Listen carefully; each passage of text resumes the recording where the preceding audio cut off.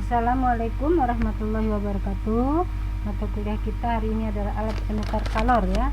Pada pertemuan ke-12 Senin tanggal 14 Desember 2020.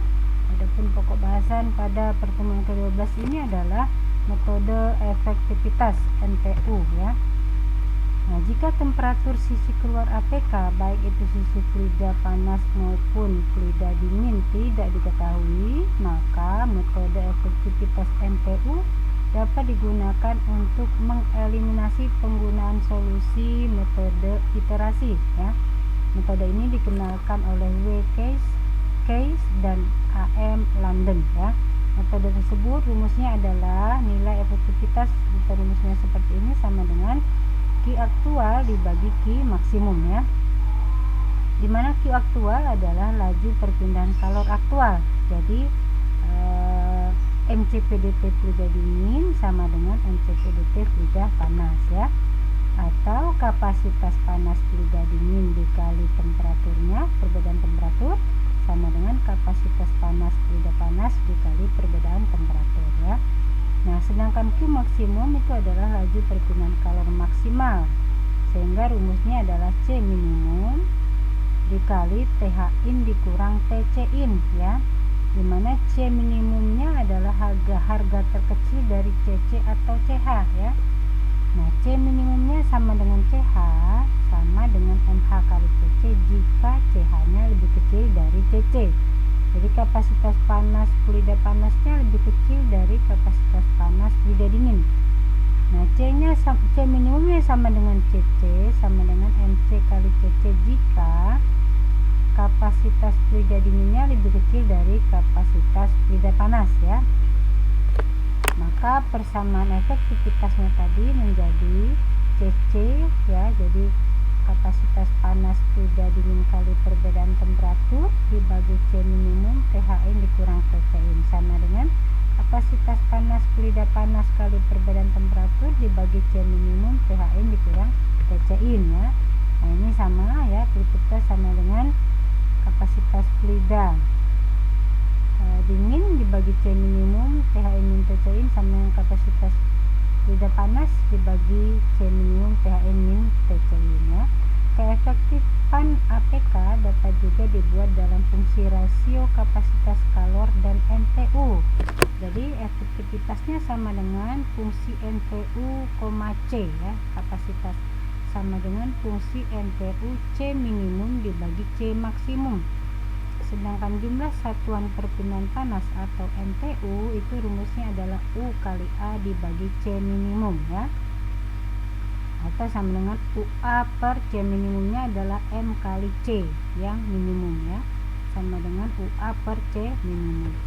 Nah, di sini ada tabel rumus ya, tabel persamaan efektivitas untuk alat penukar kalor ya.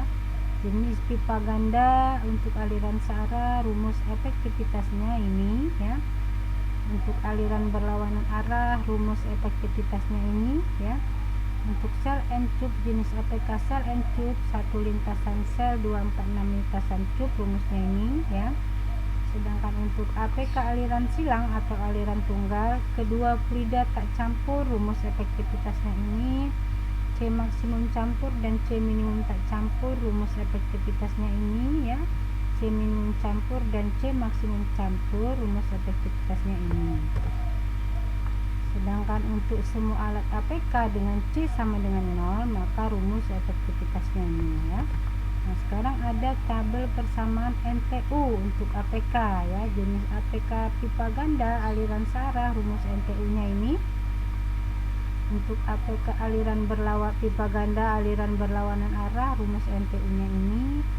Untuk APK sel N-tube 1 lintasan sel 246 lintasan tube, rumus MTU nya ini. Untuk APK aliran silang atau aliran tunggal, C maksimum campur dan C minimum tak campur, rumus MTU nya ini. C minimum campur dan C maksimum tak campur, rumus MTU nya ini. Semua alat APK, semua APK dengan C sama dengan 0, rumus MTU nya ini ya.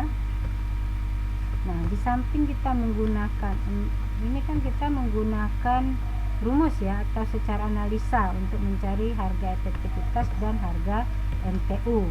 Ini secara analisa atau secara hitungan. Nah, dapat juga kita menggunakan grafik ya. Kalau kita tidak menggunakan hitungan atau secara analisa, kita bisa menggunakan secara grafik ya. Jadi dari ini grafik untuk mencari efektivitas untuk kemampuan kerja ATK aliran searah ya. Jadi yang horizontal ini adalah NTU-nya ya, NTU maksimum rumusnya AU per C minimum C maksimum dibagi sedangkan vertikalnya adalah efektivitasnya ya dalam persen. Sedangkan grafik di dalam itu adalah C minimum dibagi C maksimum. Ya, ini ada 0, ada 0,25, ada 0,5, ada 0,75, ada 1 ya. Misalnya kita mencari NTU dapatnya 2 di sini. Lalu setelah kita cari C minimum dibagi C maksimumnya 1, maka ini kita tarik garis ke atas vertikal, kita temukan dengan grafik 1 ya, C minimum per C maksimumnya 1. Lalu kita ambil tarik garis ke kiri ya. Maka kita akan dapat efektivitasnya itu sebesar 50 karena dalam persen jadi 50% ya. Nah, begitu cara melihatnya. Jadi bisa juga kita dengan menggunakan grafik ini adalah menentukan efektivitas untuk kemampuan kerja ATK aliran berlawanan arah. Kita grafiknya menggunakan ini ya. Sedangkan mencari efektivitas untuk ATK aliran berlawanan arah satu fluida campur, grafiknya ini ya. Untuk efektivitas untuk ATK aliran berlawanan arah dengan fluida tak campur, grafiknya ini. Efektivitas untuk kemampuan kerja ATK aliran berlawanan arah sejajar satu lintasan sel ya. Ini satu lintasan sel ya. 2, 4, 6 dan seterusnya lintasan pada cup ya, ini kan 2, 4, 6 dan seterusnya. Nah, kita menggunakan grafik ini ya. Lalu kalau kita menggunakan 2 sel ya, jadi efektivitas untuk kemampuan kerja ATK lintasan rangkap 2 ya, 2 sel ini maksudnya 1, 2 ya, dan 4, 8, 12 dan seterusnya cup, maka kita menggunakan grafik ini ya.